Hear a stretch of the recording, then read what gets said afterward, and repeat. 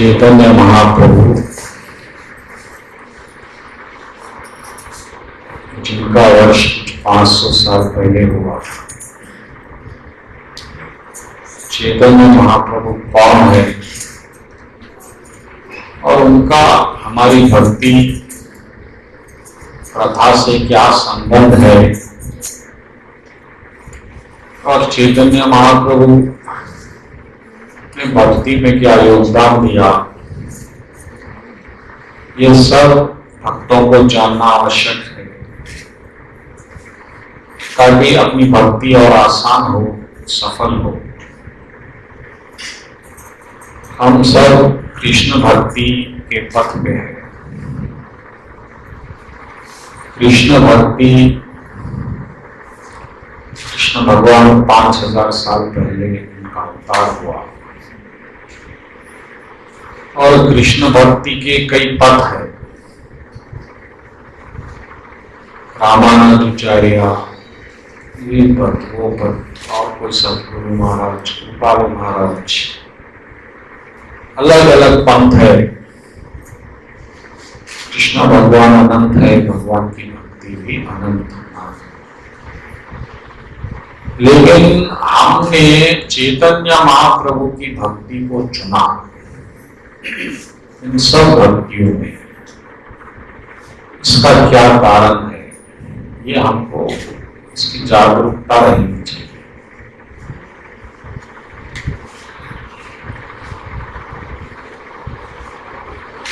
विष्णु भगवान की भक्ति, विष्णु भगवान की भक्ति में जो लक्ष्य है भक्ति का, वो लक्ष्य वैकुंठ है। आप भक्ति करेंगे तो आपको अंत में वैकुंठ मिलेगा। वैकुंठ का अर्थ है दुख नहीं, वै यानी नहीं, कुंठ यानी दुख। तो जैसा ये हमारा धरती लोक है, उसी तरह कई और लोक है, लेकिन एक ऐसा लोक है जहां दुख नहीं है। उस लोक को वैकुंठ।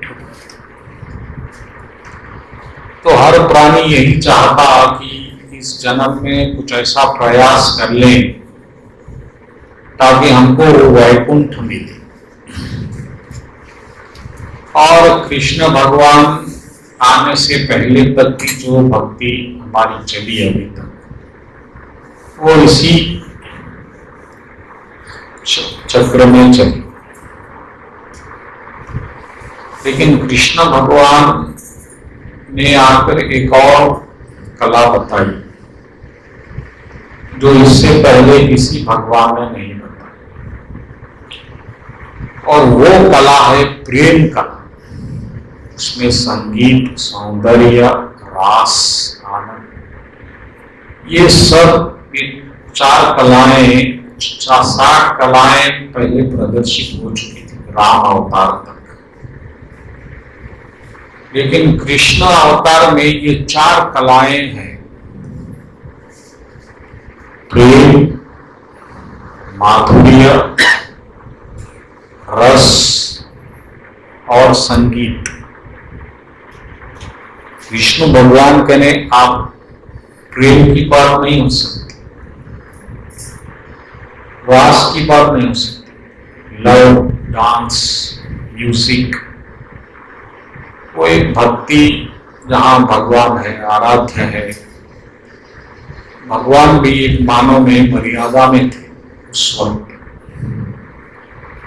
लेकिन कृष्ण भगवान, कृष्णस्तु भगवान स्वयं, यानी कृष्ण भगवान विष्णु भगवान के अवतार नहीं है।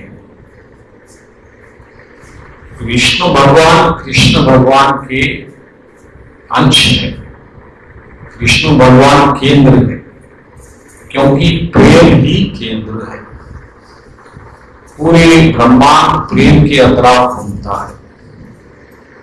प्रेम की बड़ी बड़ी बात छोड़िए, आपका घर भी जो होता है वो प्रेम के अतराफ घूमता है, क्योंकि वो घर में अभी प्रेम है, पति पत्नी से जुड़ा है, माता बेटे से जुड़ी है, पिता बाप से, ये सब प्रेम आधार है।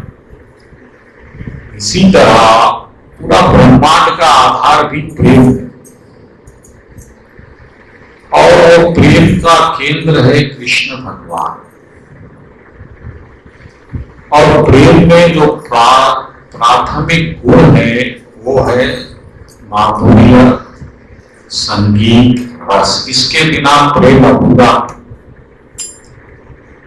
आप कभी भी देखिए जहां प्रेम हो रहा होगा वहां संगीत होगा, रस होगा, आनंद होगा, माधुर्य होगा, खूबसूरती होगी। ये सब चीजें सिवाय कृष्ण भगवान के कहीं और नहीं बताई गई। ये 64 कलाओं को भगवान कृष्ण ने प्रदर्शित किया पहली बार कृपा करके।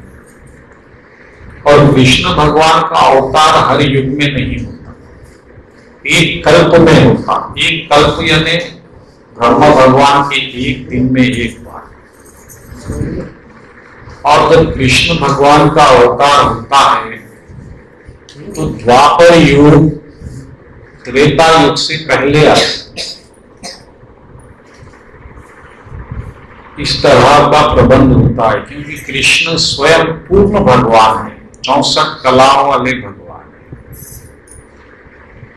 भगवान लक्ष्मी माता भी जो विष्णु के साथ, भगवान विष्णु के साथ कृष्ण भगवान की रासलीला देख रही थी,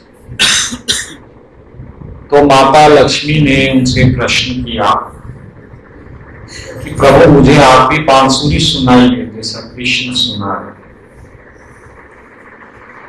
तब भगवान विष्णु ने कहा कि अगर आपको बांसुरी सुनना है तो कृष्ण के अवतार में ही संभव है। मैं जब कृष्ण होता हूं तो बांसुरी बजा सकता हूं, और इसके लिए तुम्हें तपस्या करनी होगी, गोपी का जन्म लेना होगा अगले अवतार में, जब आपको कृष्ण की बांसुरी सुन सकते। और लक्ष्मी माँ ने ऐसे ही किया, फिर उन्हें गोपी का जन्म दिया। तो कृष्ण भगवान प्रेम, माधुर्य, रस, संगीत का एकमात्र कले के अधिकारी है। और इस प्रेम को किसी ने बताया तो एक ही पर्सनैलिटी है, चैतन्य महाप्रभु। चैतन्य महाप्रभु का जन्म 18 फरवरी 1486 में हुआ। गौर पूर्णिमा होली को होने के कारण इस तरह से मनाया। और चैतन्य महाप्रभु के गुरु थे ईश्वरी सूरी दिशा गुरु। और उसके बाद संन्यास उन्होंने लिया केशव भारती। और उन्होंने संन्यास क्यों लिया? वो सिर्फ भक्ति प्रचार के लिए, क्योंकि लोग ये मान नहीं रहे थे कि वो तो अभी पत्नी के साथ रहता है, वो क्या कृष्ण भक्ति बताएगा। इस बात से लेकर उन्होंने संन्यास लिया। संन्यास और लेने का कोई कारण नहीं। चैतन्य महाप्रभु क्या उनकी फिलॉसफी थी? तो उनकी फिलॉसफी ये थी कि वो भक्ति को आसान बनाना चाहते थे। लेकिन परेशानी ये है कि हमें आसान चीजें हजम नहीं होती, और हम आसान चीज करने तैयार भी नहीं है। हमारा अहंकार ऐसा मानता है कि जब तक कोई चीज में तकलीफ ना हो तो वो क्रिया नहीं होती। और भगवान कृष्ण ने, क्योंकि कलयुग में हम छोटी आयु, छोटी बुद्धि, छोटी क्षमता, हर चीज हमारे पास बहुत लघु मात्रा में है, इसके लिए उन्होंने दया करके अपना नाम दिया कि अगर आप मेरा नाम जप लेंगे तो वो जो सारी चीजें जो आपको व्रत करने से मिलती है, मंदिरों के पहाड़ चढ़ने से मिलती है, कठिन निर्जल व्रत करने से मिलती है, दान देने से मिलती है। ये सब इसके जो फल है, परिणाम है, ये मात्र आपको मेरा नाम जपने से मिलेंगे, क्योंकि मैंने अपने आप को इस नाम में प्रकट कर दिया है। मेरी 64 कला और मेरी अनंत शक्तियां इस नाम में समा गई। और चैतन्य महाप्रभु ने पूरी भागवत पढ़ी। वो बड़े विद्वान थे, पूरा वेद का अध्ययन किया, और उन्होंने पूरी भागवत पढ़ने के बाद एक चीज उसमें से ले ली, वो है आखिरी श्लोक भागवत का, जिसमें लिखा हुआ है कि अगर आप नाम संकीर्तन करते हैं तो कलयुग में आप सही भक्त है, सुमेधसा, यानी बहुत ही बुद्धिमान है। श्रीमद् भागवत के 11वें अध्याय के 11वें स्कंद के 5वें अध्याय के 32वें श्लोक ये बात बताई गई कि कलयुग में जो संकीर्तन करेंगे वो बड़े बुद्धिमान लोग रहेंगे और वो भक्ति में सही चल रहे हैं। संकीर्तन का मतलब है भगवान का नाम और लीला का गुणगान करना। इस बात को चैतन्य महाप्रभु ने ग्रहण किया और खुद बताया। उन्होंने अपनी शादी के 1 वर्ष के बाद ही, जब उनकी पत्नी अत्यंत सुंदर थी, विष्णुप्रिया,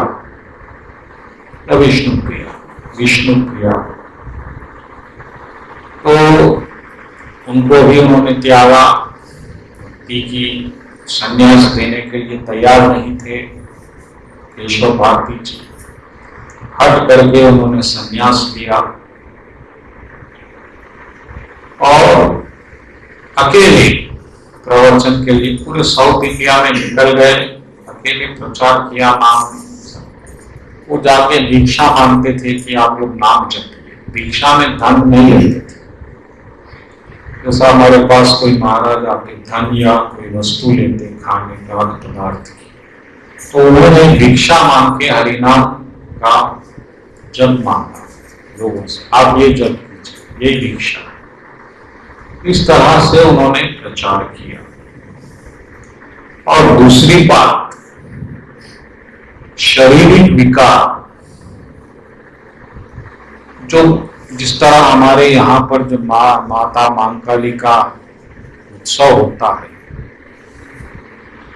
तो किसी किसी स्त्री पे, माता बहन पे माता आती है, वो साक्षात सही है, वो ढोल नहीं है। कई लोग उसको ढोल ऐसा, लेकिन ऐसा माता प्रत्यक्ष आती है। तो इसी तरह चैतन्य महाप्रभु के ऊपर कृष्ण भगवान का उस तरह प्रेम सवार होता था, उनके शरीर विकार बदल जाते थे, हाथ पांव पूरा टेढ़ा हो जाता था और मुंह से कुछ बस बहने लगता था। और चैतन्य महाप्रभु जब भागवत का श्लोक सुनते तो इतने भाव विभोर हो जाते कि वो अपने दीवार से सर पटकना शुरू कर देते, राधा मां के विरह में। तो ये सब क्रियाएं सिवाय चैतन्य महाप्रभु के किसी ने अपने जीवन में नहीं बताई। और चैतन्य महाप्रभु कोई किताब नहीं लिखे, ये भागवत उन्होंने लिखी थी। उनके दोस्त भी लिख रहे थे, तो जब उनके दोस्त को पता चला कि ये भी इसी वक्त किताब रिलीज कर रहे हैं, तो उनको बड़ा दुख हुआ। तो वो समझे जब चैतन्य महाप्रभु की भागवत आ जाएगी तो मेरी भागवत कौन पढ़ेगा। तो ये मात्र चैतन्य महाप्रभु को जब पता चला कि मेरा दोस्त इससे नाराज हुआ है, तो उन्होंने अपने भागवत को पानी में फेंक दिया। क्योंकि चैतन्य महाप्रभु को भागवत की जरूरत नहीं थी। हरे कृष्ण महामंत्र, हरे कृष्णा कृष्ण कृष्ण हरे हरे, हरे राम राम राम ये हरे का मतलब है संपर्क, हरे यानी संपर्क, और राम का मतलब है प्रेम, राधा, कृष्ण का मतलब है उसका केंद्र। तो जब हरे कृष्ण और राम आपकी जिह्वा पे आ जाता है तो स्वयं कृष्ण आपके जिह्वा पे नाचना शुरू कर देता है। इसीलिए अभी भी कीर्तन हो तो अभी आप नाचना शुरू कर देंगे, और प्रैक्टिकल है। और इस नाम जपने के कई वैज्ञानिक टेस्ट हुए, तो टेस्ट में ये पता चला कि जो लोग ये नाम जपते हैं कि शरीर में हर चीज संतुलित रहती है। तो पहले बीमारियों में थे उसमें परिवर्तन आते, तो शरीर पे भी प्रभाव है, मानसिक प्रभाव है, आध्यात्मिक प्रभाव भी है। और चैतन्य महाप्रभु का अंत कैसा हुआ, ये भी आज तक बड़ा रहस्य है। लेकिन जो साक्ष्य है उनके अनुसार जब अंतिम क्षण में चैतन्य महाप्रभु पुरी के मंदिर में, जहां से जगन्नाथ रथ यात्रा होती है, हर साल टीवी पे लाइव होता है, तेजी से लोग दौड़ कर आए और वहां जगन्नाथ जी के मूर्ति में समा गए। तो ना उनका आज तक कोई शरीर मिला, ना कोई उनकी मृत्यु का होता वगैरह ऐसा कुछ। यह प्रसंग किसी शास्त्र में भी नहीं है, किसी और संस्था में भी इसका कोई नहीं। तो एक मानो में अगर ये देखा जाए तो चैतन्य महाप्रभु की मृत्यु नहीं हुई, वो स्वयं पुरी के मंदिर में लीन हो।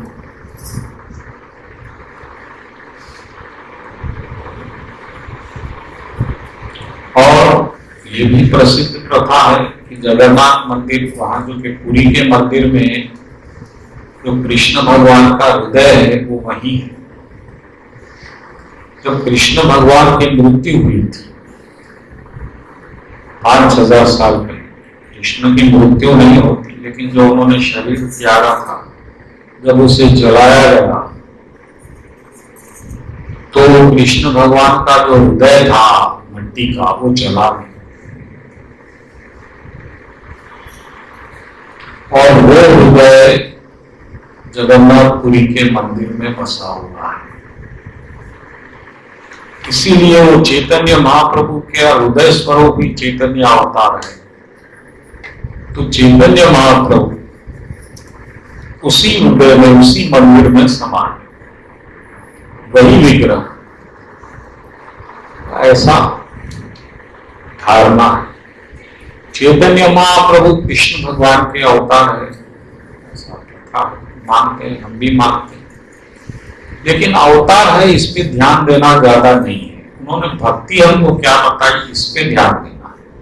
अब अगर आप अवतार मान लेंगे तो यही बात आएगी कि वो तो भगवान थे इसलिए ऐसी भक्ति कर सके, हम नहीं कर सकते, ऐसा नहीं। चैतन्य महाप्रभु ने कभी नहीं कहा कि मैं कृष्ण भगवान का अवतार हूं वगैरह जो भी। तो हमको उनके भक्ति स्वरूप को देखना चाहिए कि उन्होंने किस तरह से भक्ति की। उन्होंने बताया कि अगर आप नाम जप भी सही करेंगे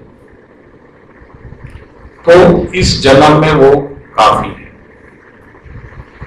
तो जब चैतन्य महाप्रभु के युग में 64 बार 64 माले होते थे, फिर जैसा जैसा समय बीता 32 हुए, अब 16। तो 16 माले जपना अनिवार्य है। तो उससे क्या होगा, आप में आध्यात्मिक चेतना रहेगी। और नाम कैसा जपना चाहिए, कृष्ण भगवान का याद रखते हुए जपना चाहिए, मैकेनिकल नहीं जपना चाहिए। आप मुंह से जप रहे हैं, मन में कुछ और चल रहा है तो फायदा होगा, लेकिन जो मन में चल रहा है उसका फायदा होगा। जैसा पैसे की बात ज्यादा कर रहे थे तो पैसा और मिलेगा, जो भी आप चिंता में है वो ज्यादा मिलेगा। कृष्ण की चिंता करेंगे तो कृष्ण मिलेगा। ये हो गई चैतन्य महाप्रभु। चैतन्य महाप्रभु के जीवन में जो क्रांतिकारी क्षण है वो कुछ है, वो भी सुन लीजिए।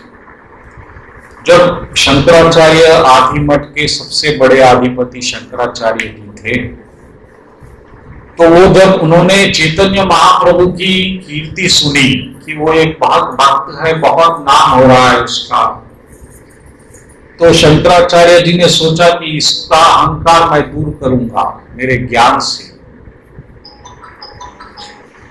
और उन्होंने उनको बुलाया चैतन्य महाप्रभु को अपने घर पे। और जब किसी को बुलाया जाता है तो ये प्रथा होती है, जो वीआईपी होता है सबसे लेट आता,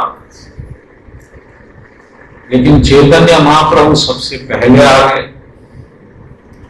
और उस कमरे में एक जगह पानी गिर गया था, कीचड़ हो गया,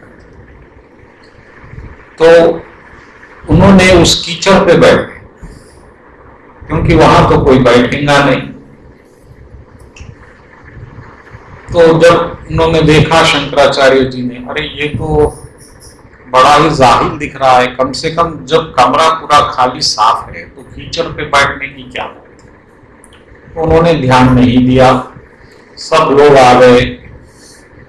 फिर शंकराचार्य जी ने पूछा, अरे वो कहाँ है चैतन्य महाप्रभु जिनके लिए हम आज सब मीटिंग रखे? तो लोगों ने, प्रभु वो तो पहले आ गए, वही बैठे। अरे फिर शंकराचार्य जी ने वेद के बड़े बड़े श्लोक बोले, ज्ञान की बड़ी बड़ी, आत्मा परमात्मा परब्रह्म ये वो बाकी। चैतन्य महाप्रभु ने सब सुना। फिर उन्होंने कहा, प्रभु मैं ये सब ज्ञान लेने के लिए मेरे गुरु के पास गया था, लेकिन मेरे गुरु जी ने मेरी बुद्धि को परखा और उन्होंने कहा कि तुम बहुत बेवकूफ हो, तुम ज्ञान के अधिकारी नहीं। तो उन्होंने मुझे एक आसान रास्ता दिया कि तुम ये मंत्र जपो बस। तो प्रभु मैं यही मंत्र जप रहा हूं, और अगर आप आज्ञा हुए तो मैं अभी थोड़ी देर कीर्तन भी कर लेता हूं, मेरे सब दोस्त लोग आए हुए हैं। ठीक है। और जब चैतन्य महाप्रभु ने कीर्तन किया और वो जो आनंद ले रहे थे कीर्तन में, उछल उछल के भक्त लोग जैसा यहां पर भी लेते हैं, तब शंकराचार्य जी को पता चला कि वो व्यर्थ ही अपने ज्ञान की गठरी ढो रहे हैं, कोई बोझ से ज्यादा कुछ नहीं, इसमें कोई आनंद नहीं, ज्ञान में कोई आनंद नहीं। आनंद तो प्रेम में है, संगीत में है, नाचने में आनंद है। इसलिए जब शादी होती है तो ज्ञान बोलते, क्या नाचते? शादी आनंद की वस्तु, वहां ज्ञान नहीं दे सकते। तब उस शंकराचार्य जी ने अपने शंकराचार्य पद को त्यागा और चैतन्य महाप्रभु के शिष्य बने। ये उनकी बड़ी, वो ऑल इंडिया के हेड थे, वो ऐसा कोई एक मठ के नहीं थे। और एक बड़ी कीर्ति ये थी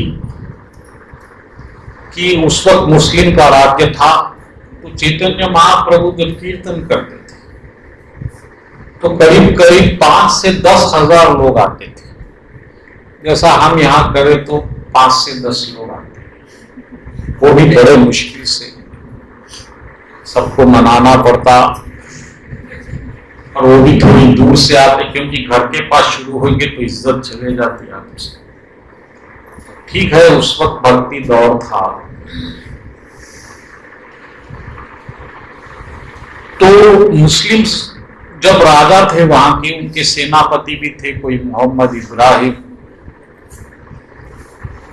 तो उन्होंने वो कीर्तन से डर गए। इतने हिंदू लोग कीर्तन करते हुए आ रहे हैं, कहीं हिंदू खतरा न बन जाए, हमारा राज न छीन लिया जाए, वो ऐसा डर गए। तो उन्होंने ऐलान कर दिया कि कल से जो भी कीर्तन करेगा सबको सजा हुई। कठोर, जब कोड़े मारे जाते थे, 10 या 20, 50 कोड़े मारे गए। चैतन्य महाप्रभु को भी ये बात पता चली, तो उन्होंने कहा कि कल तो कीर्तन होगा, और 10,000 लोगों से नहीं होगा, 20,000 लोगों से होगा। हर जगह जाके बोलो कल कीर्तन करेंगे। और कीर्तन हुआ। सेनापति अपनी सेना के साथ आए, और उन्होंने जब वो कीर्तन देखा, चैतन्य महाप्रभु का आनंद, वो नाचना, उछलना, वो इतने भाव विभोर हो गए, वो सेनापति पद को त्यागा और इनके शिष्य बने। और ऐसे वैसे शिष्य नहीं बने, परम शिष्य बने। वो है हरिदास ठाकुर जी, जिनको नाम आचार्य का। और उस मुस्लिम राजा ने उनको कोड़े मारे, पिटवाया, आदरमरा करके पानी में फेंक दिया, वो भी प्रभु ने उनको बचाया, और वो अंत में भक्त बन के रहे। तो ऐसे कुछ अद्भुत चमत्कार। और एक चमत्कार प्रभु का, चैतन्य महाप्रभु जब कीर्तन करते थे तो शेर, हिरण, ऐसे लोग भी नाचते थे जंगल में, इंसान तो छोड़ दीजिए।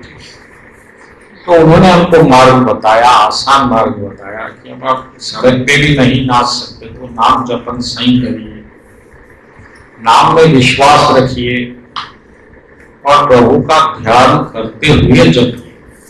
थोड़ा जपिए, सही जपिए, मैकेनिकल टारगेट पे मत जपिए। 16 करना है, 10 हो गए, 11 हो गए, तो आपको लाभ ज्यादा मिलेगा कृष्ण प्रेम। और ये सब का मतलब ये है कि हमको कृष्ण से प्यार हो, हम कृष्ण के करीब हो, हम कृष्ण भगवान से दूर है। और वो क्या वजह है, कोई वजह है, वो सब बोलने का समय नहीं। तो कृष्ण भगवान के जब करीब आएंगे तो आनंद भी आएगा। कृष्ण क्या है? सच्चिदानंद। सच्चिदानंद यानी स्वरूप आनंद है। तो आपको इसका आज के लिए काफी समय हो गया, तो फिर आप लोग भी आज प्रण लीजिए कि आप भी भगवान के नाम का जप करेंगे और उसका लाभ उठाएंगे। और नाम जपने से आपको भगवान की कृपा मिलेगी, आध्यात्मिक भी, भौतिक भी। ऐसा मत समझिए कि धन, परिवार, स्वास्थ्य नहीं मिलेगा, सब मिलेगा। जो चाहेगी वो मिलेगा। अब आप किस लिए करेंगे ये आप करेंगे। बोलो कृष्ण का नहीं है।